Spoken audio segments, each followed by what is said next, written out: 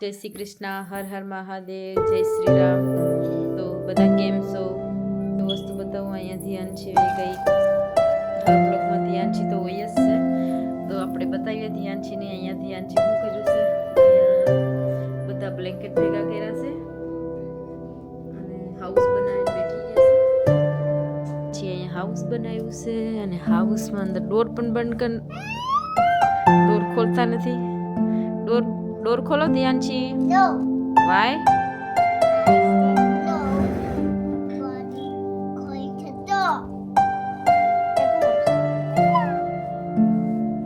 I have to easily open. Look.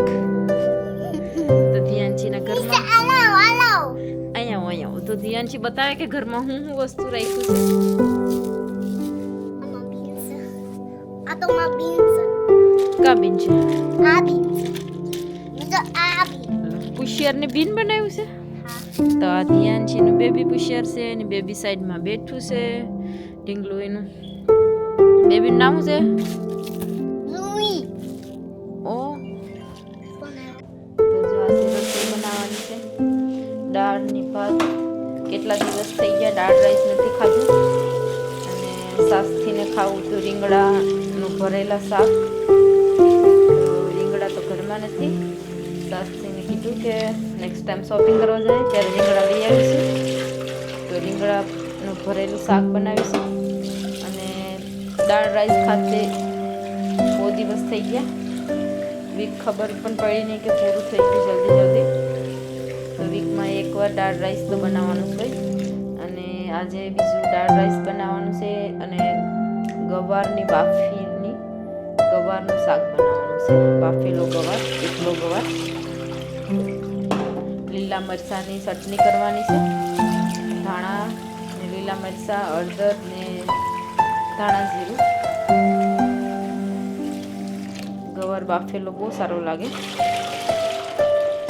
અહીંયા પેલા દાળ, દૂધની દાળ ને મગની દાળ સાથે લઈ લીધી છે. ધોઈ નાખીએ સાફ કરીને અને પછી ગરમ પાણી પણ કરી રાખીશ. તો હવે ગરમ પાણી નાખી દઈએ કેટલમાંથી અને દાળની બાફવા મૂકી દઈએ. ત્યાં સુધીમાં રાઈસ ધોઈ નાખીએ. રાઈસને તો 10 મિનિટ સુધી પલાળવા પડશે તો એકદમ સારા થઈ જશે. તો જો અહીંયા એક કુકર મુકાઈ ગયું દાળનું. દાળ બફાઈ છે અને રાઈસમાં થોડું પાણી નાખીને મૂકી દઈએ. 10 મિનિટમાં તો રાઈસ પલળી જાય. ત્યાં સુધી બીજું કામ થઈ જાય.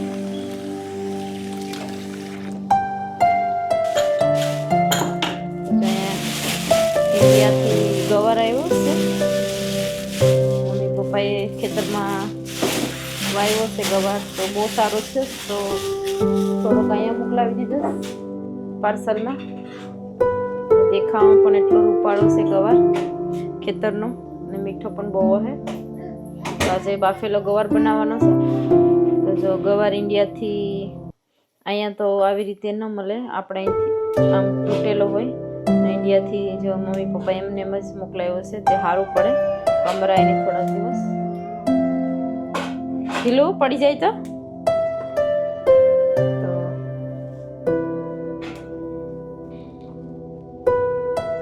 એ બધી ગવારની પેલા ખૂટી નાખીએ આપણે. હવે અમારે રસોઈ બનાવવાનો ટાઈમ થયો એટલે બંને ભૂખ પણ લાગી ગઈ. હંડી અને રોટલી ગરમ કરીને ખાવા લાગી જશે. જમવાનું રેડી થાય ત્યાં સુધીમાં તો એ લોકોનું પેટ ભરાઈ જાય અને જલ્દી જમવાનું બનાવ્યું તો પણ એ લોકો જમે નહીં, ઠંડુ થઈ જાય.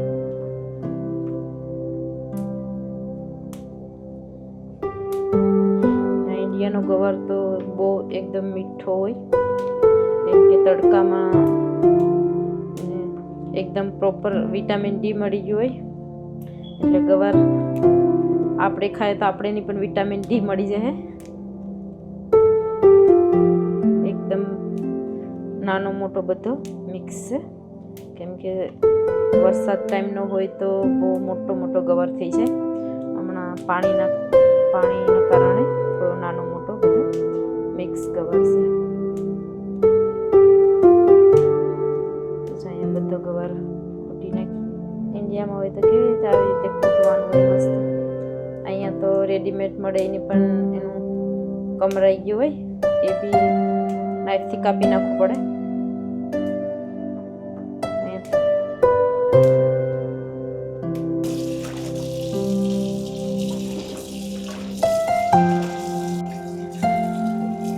આ ગવારને પાણીમાં નાખ્યું છે એટલો રૂપાળો લાગે કે કાચો કાચો ખવાઈ જાય તેવો રૂપાળો છે, એકદમ લીલો લીલો.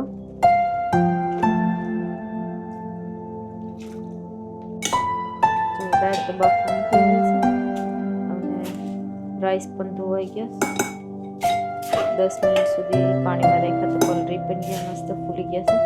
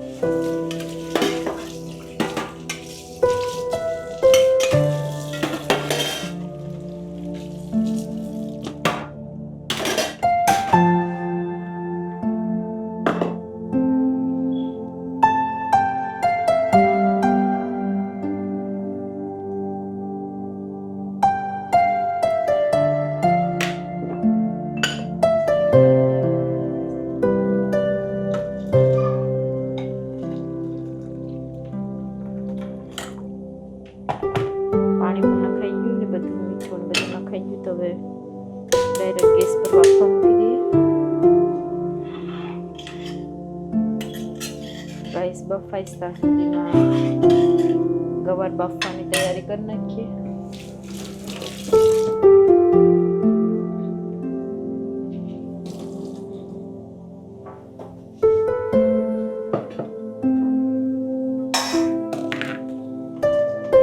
ગવારને ધોઈ નાખ્યું છે એટલે એને સારીમાં લઈ લઉં એટલે એમાં થોડુંક પાણી હોય નીકળી જાય. પછી ઓઇલમાં શેકવા માટે પાણી રહે નહીં. બધો ગવાર લઈ લીધો સારીમાં. તો અહીંયા ધાણા અને મરચાં ધોઈ નાખાશ અને ધોઈને ચટણી બનાવવા માટે મિક્સરમાં નાખી દઈએ. એમાં થોડુંક પાણી નાખી દઈએ એટલે જલ્દી ધાણા અને મરચાંની ચટણી બની જાય. અને થોડુંક આદું પણ એમાં જ નાખી દઈએ એટલે ચટણી સાથે આદું પેસ્ટ બની જાય. થોડુંક ખરાબ થઈ ગયેલું છે તો કાઢી નાખીએ.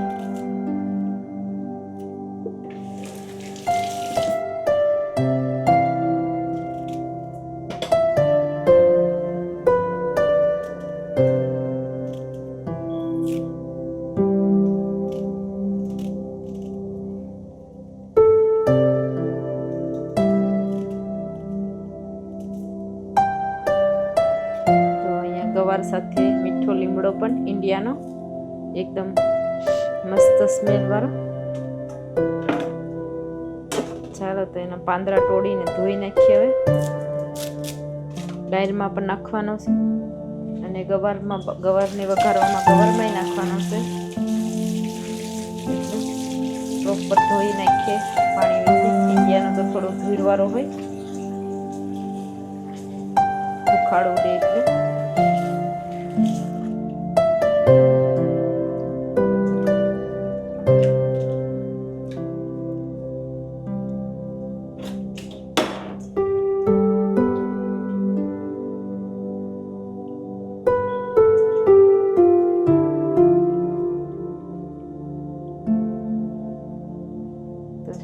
ધોઈને વાટકામાં કાઢી લીધો છે કેમ કે આમાં બહુ પાણી ભરાઈ ગયું તો હાથમાં પાછું આવતું નથી. આવું બધું કામકાજ છે.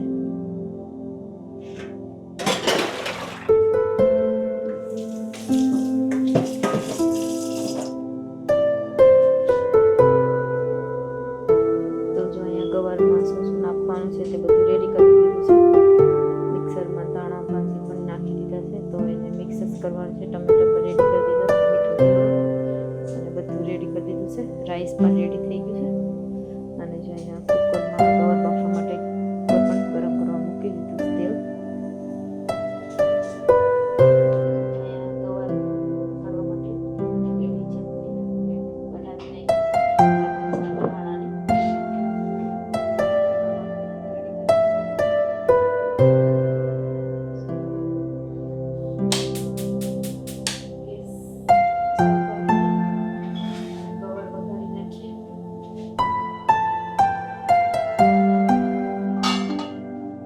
રાઈ જીરું ભરી ગયું છે એટલે લીટ બાજુમાં લઈ લઈએ બધું ઓઇલ બહાર નીકળી જાય. જો અહીં કંઈ પણ વઘારવાનું હોય એટલે મેં તો લીટ પહેલાં જ લઈ લઉં અને થોડું ઢાંકી દઉં, નહીંતર બધું બહાર નીકળી જાય. એટલે મીઠું લીમડો નાખી દઈએ. લીમડો મીઠું નાખ્યો વધારો ઇન્ડિયાનો એટલે સ્મેલ પણ એટલી ફાઇન આવે. થોડી હિંગ નાખી દઈએ, મિક્સ કરી દઈએ.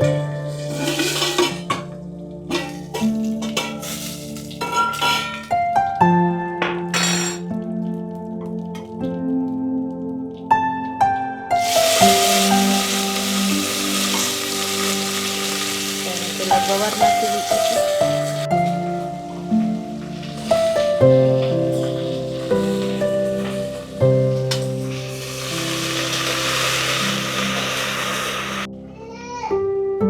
ગવારમાં મીઠું નાખી દીધું,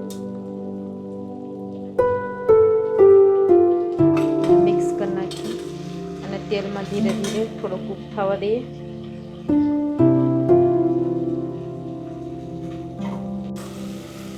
ગવારને થોડી થોડી વાર મિક્સ કરવું પડે, નહીંતર ગવાર દાજી જાય. મિક્સ કરતી જાય.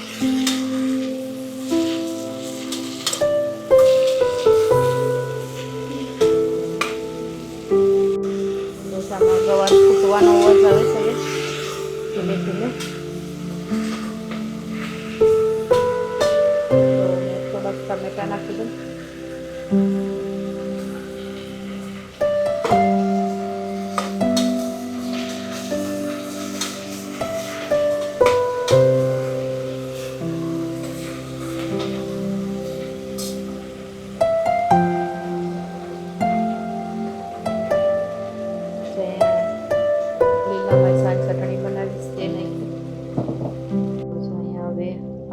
હળદર નાખી દઈએ.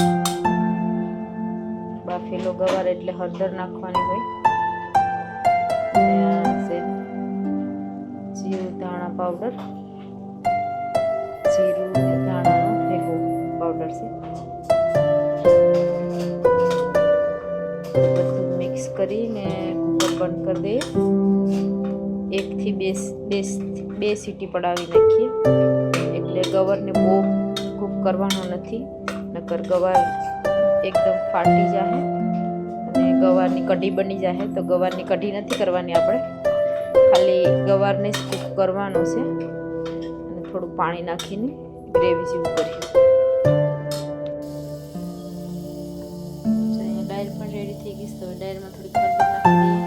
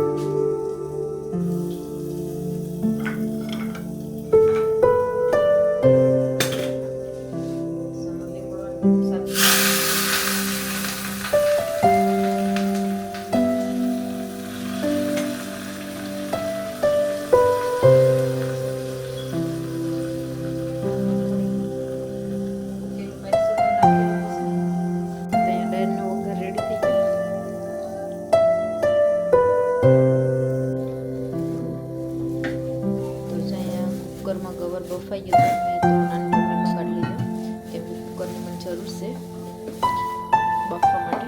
તો મેં નાના તપેલામાં કાઢી લીધું અને અડધો ગ્લાસ જેટલું પાણી નાખ્યું અને બફાવા દઈએ. બફાઈ તો ગયો છે, થોડું પાણી નાખીને વઘાર કરી લઈએ. તો અહીંયા ગવારનું શાક રેડી થઈ ગયું છે, દાળ રેડી થઈ છે. ચાલો જમવાનો ટાઈમ થઈ ગયો, જમવા જઈએ. તો જમવા બેઠી ગયા છે ને આ ઇન્ડિયાનો ગવાર તો એટલો મીઠો અને ટેસ્ટી છે, ખાવામાં બહુ ટેસ્ટ આવે છે.